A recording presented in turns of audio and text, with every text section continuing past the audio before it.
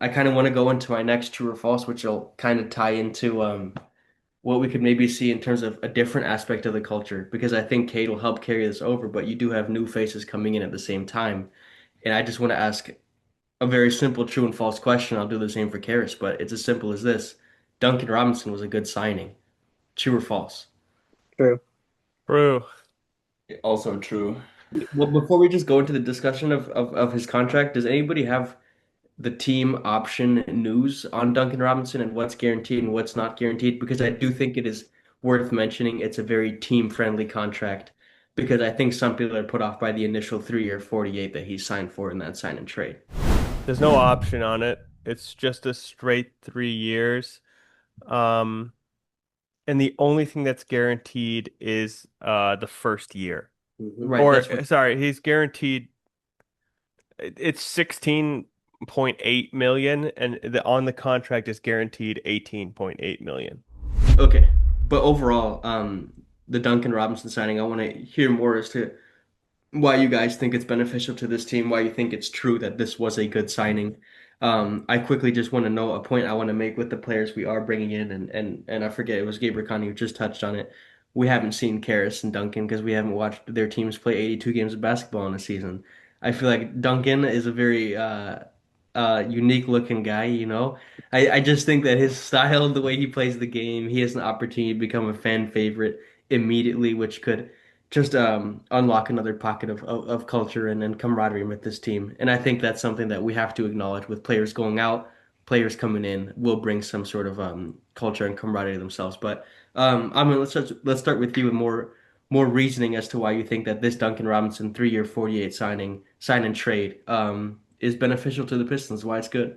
I really like this because as great as Hardaway and Beasley were, I think Duncan Robinson is a much better playmaker than they are. The pick and rolls that he ran with Bam, the reverse pick and rolls that he ran with Bam, I think we're going to be seeing a lot of that here with Jalen Duren. I think Robinson is going to love playing with Jalen Duren with the screens that he's going to be setting and the free space that he's going to get.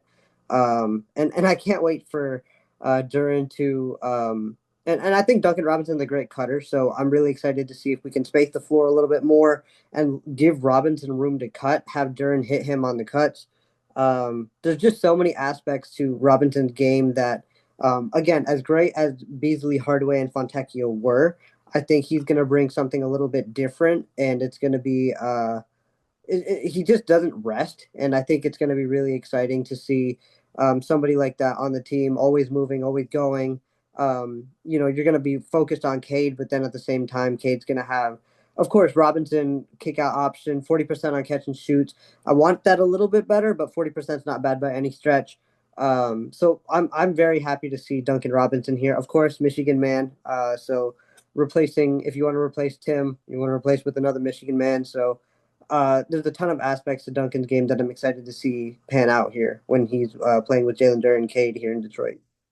What do you think about his overall point production, and where do you compare that to Beasley? Because Beasley, we call him sneaky athletic. You know, he would Yeah, hop in for a couple of dunks every now and then. He would venture off the dribble as much. I'm not as familiar with Duncan Robinson's game. I do know that 81% of his career field goal attempts are three pointers.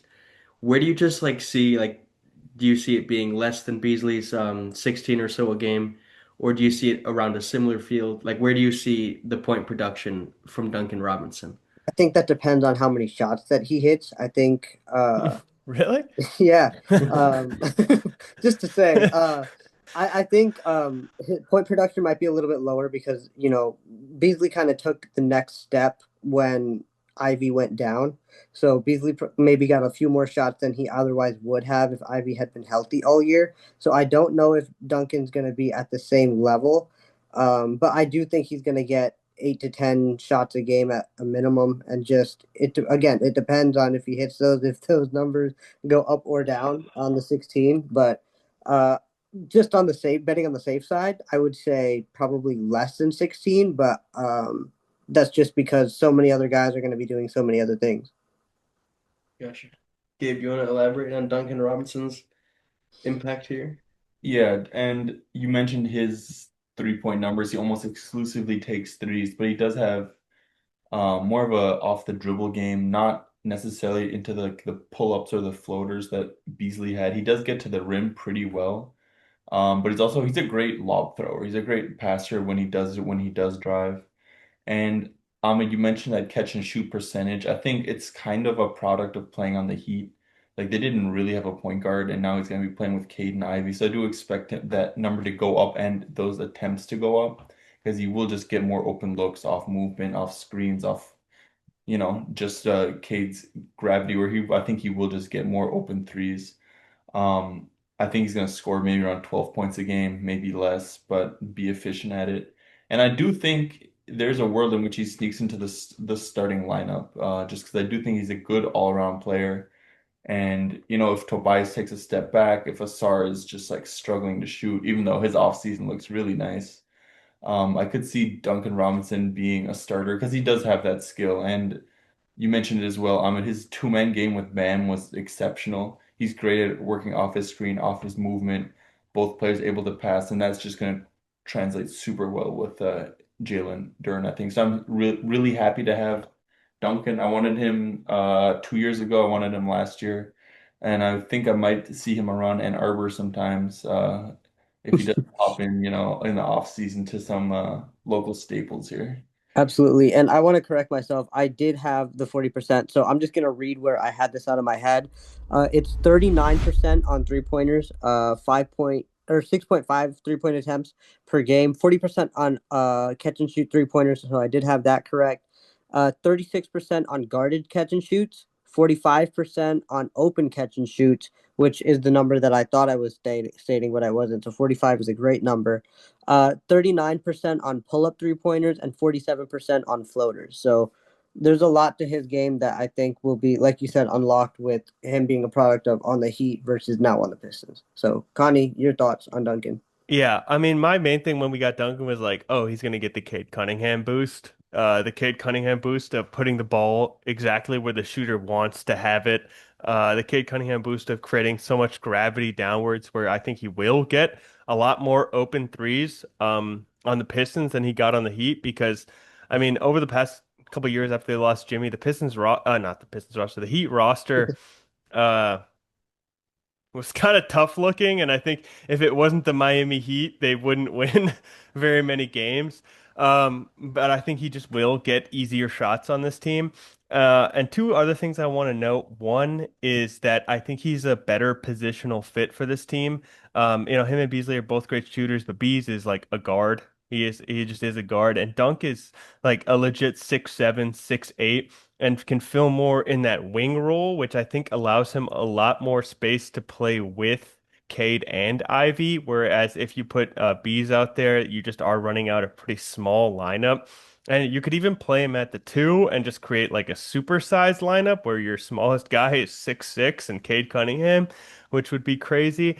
So I really love the fit here. I think he's going to excel. I think, yeah, he can do a little bit more than just toss the three-pointer up, and I'm excited to see that.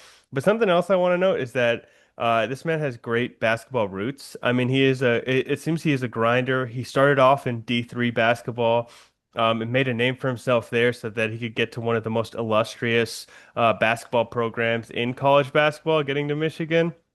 And then from that, his entire career has been molded in one of the most creative, unique, and hardworking programs in the NBA, in the Miami Heat. So, if we go back to our last question about culture, I mean, Heat culture is like literally their slogan. I think he's going to bring a great, uh, not only offensive intelligence, like being able to find cracks, find creative ways to score, but also bring that same sort of heat level work ethic to the locker room. Like he's a white shooter, but he also has some dog in him, some work in him, and I'm really excited to see him on this team. Quick to that. Could I add real quick to the culture part? I saw a Pistons fan ask the Heat Reddit what we should expect from Duncan Robinson, and they just said every day is his birthday. A bunch of people repeated that. I'm not sure at all what it means, but maybe that's a thing we'll catch on to pretty soon into the season. Very excited to have Duncan here. I will say that. Um, and just to wrap up with Duncan, I think you talk about the positional fit. I think as a pure off-ball mover, I almost think his movement is savvier than Beasley's. I think he's just because he's made a career solely off moving off the ball. And I think that's all when you read off those percentages, I mean, yes, they're good percentages, but maybe they're like to the average listener, they're not like knock your socks off kind of percentage. I think you have to take into account the difficulty of shot he's taking a lot of the time. Hmm. Like, coming curling off screens, rising up when you're on full sprint. Like he takes difficult shots and he makes difficult shots. But I think just overall from a fit perspective, I think his off-ball movement could actually end up really benefiting us more and benefiting Cade Cunningham more. Go ahead, go And ahead. sorry, last thing, and then we can speed up these questions. The Heat have made trips deep in the playoffs. Duncan Robinson has been part of that. He is a proven playoff player, a playoff shooter. So yeah, Beasley not necessarily. So maybe that's an upgrade as well. Uh, Finals in the bubble, right? yep. Yeah. Real quick, Gabe. I found a Reddit thread from 2 years ago. Why do we say happy birthday to Duncan Robinson all the time? And a response is because he went off on his birthday during the Bucks series. Since everyone wants him to play like that all the time, they just wish him happy birthday all the time. All right, I love Well, that. happy birthday, Duncan Robinson. Happy Happy birthday. birthday.